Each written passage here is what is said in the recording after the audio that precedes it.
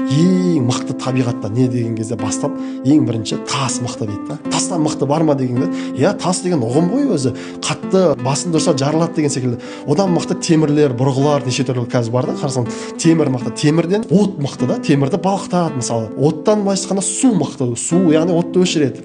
Судан да мықты не нәрсе дегенде біз енді мектеп саласы болса географияда мысалы бұлт мықты деп жатады. Ал бұлт тонналаған бұлт су, яғни жел чайқайды да мысалы. Жел мықты деп жатады. Желден мықты бар ма дегенде табиғатта бұл ғұлама тоқтайды да, желден мықты табиғатта. Енді адам дейді, адам. Адамнан мықты бар ма деген кезде әуезовше айтсағандай адам мен адам теңестіретін білім деген секілді адамнан мықты уайымы бар адамдар дейді да. Уайымы бар адамдар, ал уайымнан мықты бар ма деген сұраққа ойланып күрсініп қойып айтады дейді да. Бұл уайымнан мықты тек қана өлім дейді да негізі.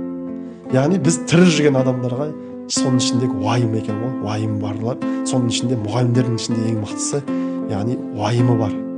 Рахман ағайдың прототипін жасай алатын болса, онда талай балалар мүмкін бері қайтатын беді деген сияқты.